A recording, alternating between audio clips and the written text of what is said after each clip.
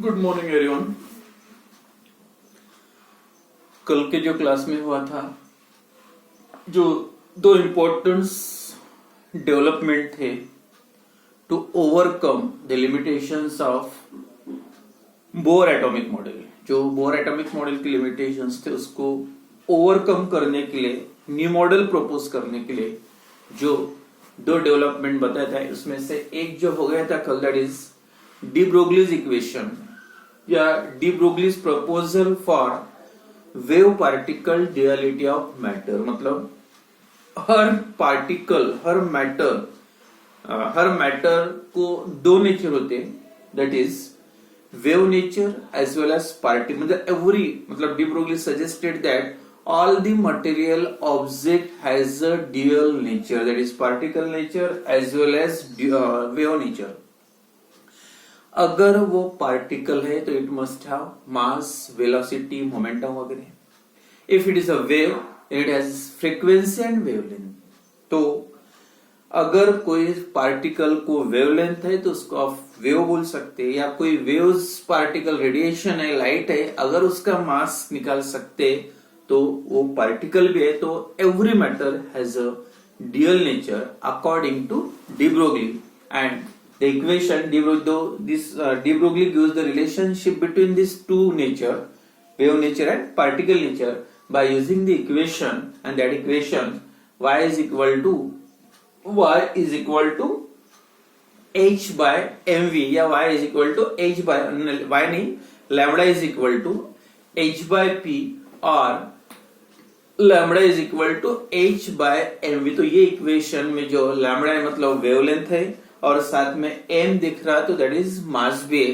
तो इसका मतलब ये है, कोई अगर सब्सटेंस का, कोई मैटर का अगर आपने लैम्बडा की वैल्यू अगर पता है तो मास निकाल सकते। मतलब वो लैम्बडा की पता है मतलब पहले वेव है, अगर मास निकाल दिया तो पार्टिकल भी हो सकता है। या उसकी मास की वैल्यू पता है तो उससे आप लैम्बडा की वैल्यू निकाल सकते। मतलब मास पता है मतलब इट इज अ पार्टिकल, और आप वेवलेंथ निकाल रहे तो उसका मतलब है वो वेव भी है, लाइट भी है। तो every matter has a dual nature according to the de Broglie's equation. And then जो सेकंड डेवलपमेंट था, Heisenberg uncertainty principle. Heisenberg, Werner Heisenberg scientist का नाम है। अनसर्टनिटी, सर्टन का opposite. Heisenberg uncertainty principle that stated by this Werner Heisenberg in 1927, and gives the uncertainty principle, and that principle simple statement है, जैसे जो according to Bohr atomic model ये atomic structure है, centrally place nucleus, while electron revolve around the nucleus in a stationary state या stationary energy level या orbits. तो जब ये इलेक्ट्रॉन रिवॉल्व होता रहेगा according to Bohr model, electron revolve around the nucleus in a fix मतलब एक fix position में रिवॉल्व हो रहा, एक ऑर्बिट में रिवॉल्व हो रहा। उसने आपकी जो रिजल्ट्स थे इलेक्ट्रॉन की आप एनर्जी निकाल सकते। एनर्जी निकालना मतलब आप उसकी पोजीशन फिक्स कर रहे, उसका वेलोसिटी निकाल सकते। तो ये जो रिजल्ट्स थे बोर्स के थे। बट ये जो अनसर्टेनिटी प्रिंसिपल है अकॉर्डिंग टू दिस हेजेनबर्ग, तो इसका पहले स्टेटमेंट देखो, it is impossible to determine exact position. मतलब ये इलेक्ट्रॉन की एग्जैक्ट पोजीशन कहां पे है। इट इज इम्पॉसिबल, स्टेटमेंट बताओ, बोलो पहले।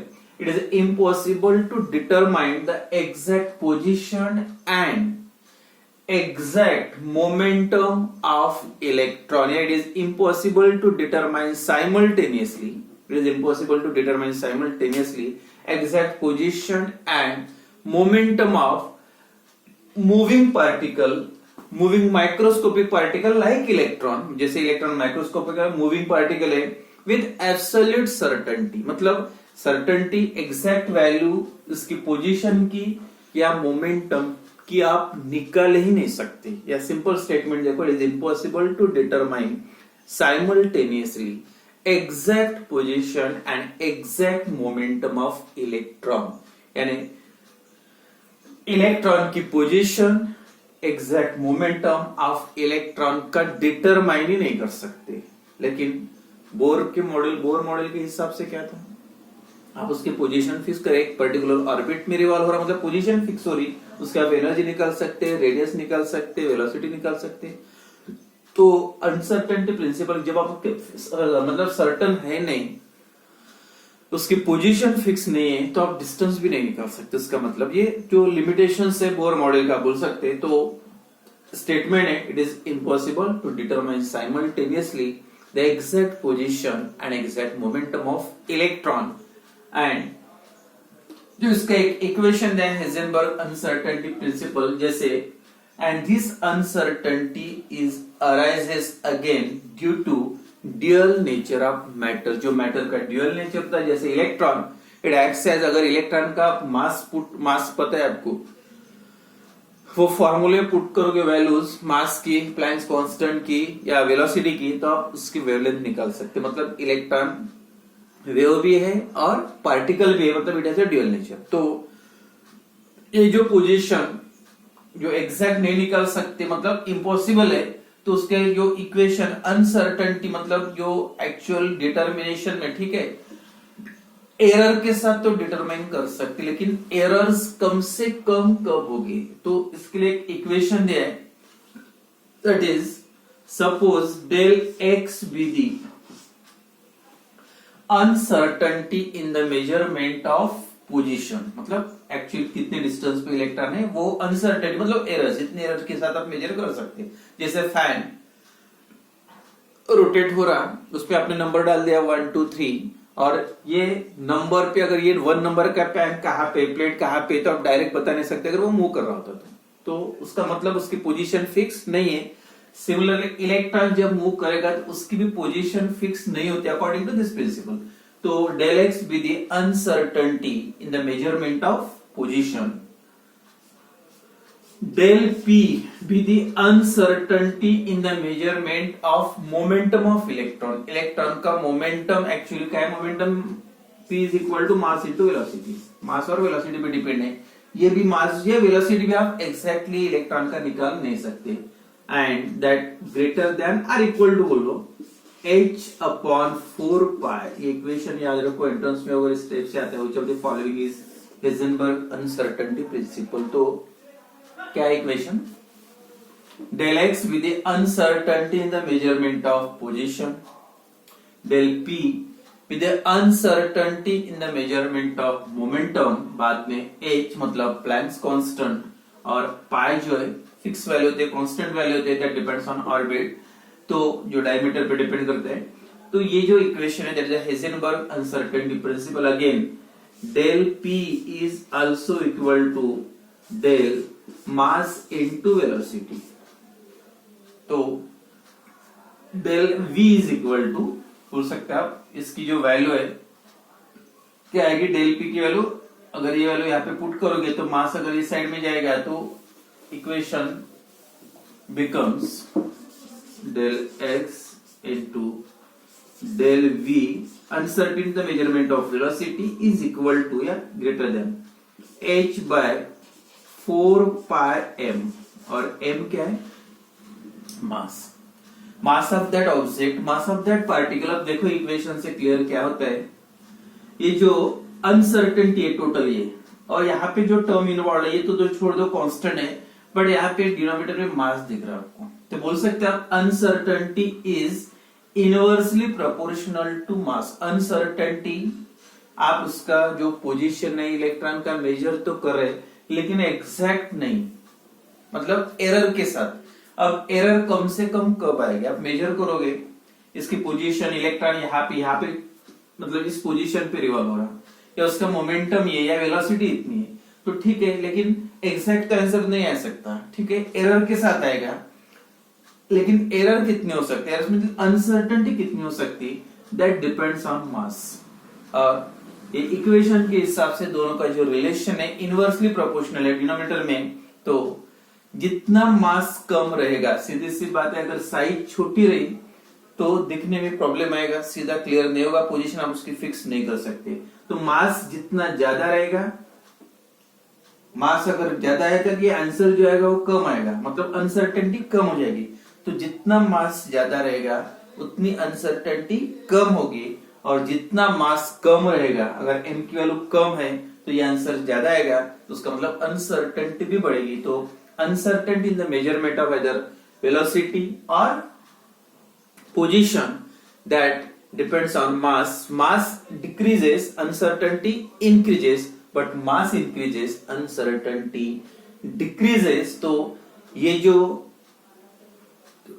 मतलब बोर का मॉडल था, एटॉमिक मॉडल ऑफ बोर, तो उसका जो ड्रॉबैक्स थे या लिमिटेशंस थे, मतलब पोजीशन फिक्स कर सकते, एनर्जी निकाल सकते, रेडियस निकाल सकते, ऑर्बिट के इलेक्ट्रॉन की एनर्जी निकाल सकते, वेलोसिटी एनर्जी, बट यहाँ पे जो जब इलेक्ट्रॉन की पोजीशन ही फिक्स नहीं है, तो ये जो दो डेवलपमेंट्स मिले, तो उसके बेसिस पे जो नेक्स्ट जो स्टडी की गई ऑन द बेसिस ऑफ दो जो नेचर है main, wave particle dual nature of matter और सेकंड वेव मोशन। तो ये दोनों बेसिस पे जो नेक्स्ट जो न्यू साइंस, इसी का बेस लेके Heisenberg uncertainty principle and de Broglie's equation, उस कॉन्सेप्ट का यूज करके जो एक न्यू साइंस, एक साइंस बोल सकते हैं, new branch of science, that is quantum mechanics. तो नेक्स्ट जो मॉडल,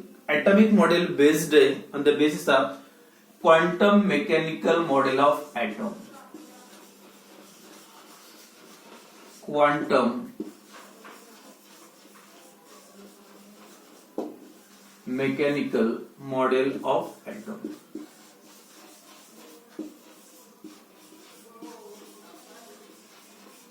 क्वांटम मैकेनिक्स, दिस ये जो मॉडल है उसके जो ड्रॉबैक्स ओवरकम करने के लिए, या उसका मॉडल मतलब स्पेशल नहीं, जो उसके जो रिजल्ट्स है ये मॉडल के, जैसे क्वांटम नंबर्स, तो उसके पहले this is a new branch of science that is also called as the quantum mechanics, and this quantum mechanics was developed by जो साइंटिस्ट के नाम फिर से Werner Heisenberg and Erwin Schrödinger.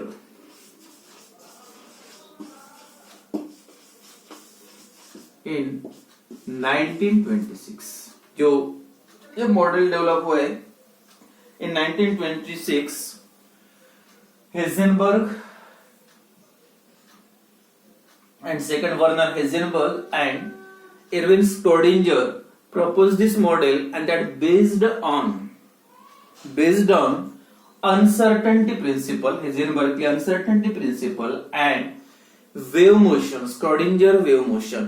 तो इसी का बेस यूज करके जो मॉडल डेवलप किया है, क्वांटम मैकेनिक्स का स्टडी किया गया, and on that basis they proposed the model of atom that is called as a quantum mechanical model of atom। तो this Schrödinger साइंटिस्ट का नाम है, that mechanics, quantum mechanics model is used, या idea of wave motion, idea wave motion के ideas का use करके जो model propose किया है स्क्रोडिंजर ने, and he gave the equation, fundamental equation, and that quantum mechanics, fundamental equation of quantum mechanics, and that equation is also called as wave equation or Schrödinger wave equation। उसका जो solution है equation का, that is beyond the scope of this book, ये बाकी जो explanation नहीं दिया, लेकिन ये सिर्फ एक इक्वेशन याद रखो, Schrödinger wave equation, and that given by Schrödinger to explain the quantum numbers for this atomic model। तो जो इक्वेशन है, this equation is called as the wave equation। in this equation ये जो सिंबल दिख रहा है आपको, it is called as the Hamiltonian mathematical operator, and psi is called as the wave function, that is for a particular wave function है।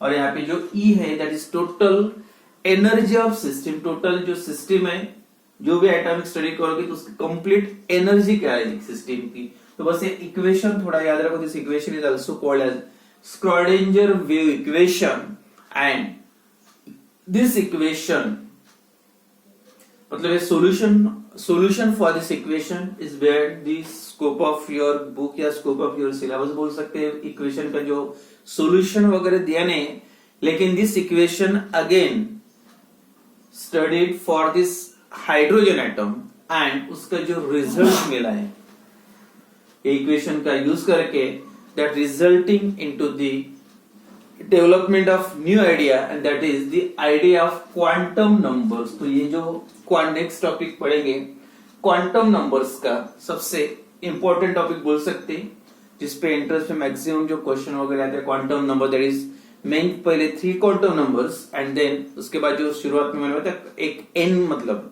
Principal quantum number जो shells वगैरह होते हैं या एनर्जी लेवल से KLN, तो that shells are represented by this quantum number. Shells है, उसके बाद एटॉमिक ऑर्बिटल्स है, देन ऑर्बिटल्स का शेप है मतलब लेवल से, सबशेल से, शेल से, सबशेल से, एटॉमिक ऑर्बिटल से, इलेक्ट्रॉन का स्पिन है, ऑल दैट रिप्रेजेंट करने के लिए। और ये जो रिजल्ट मिला है क्वांटम मैकेनिक्स का, ये इक्वेशन का, तो there are total 4 types of quantum number जो नेक्स्ट क्लास में पढ़ेंगे।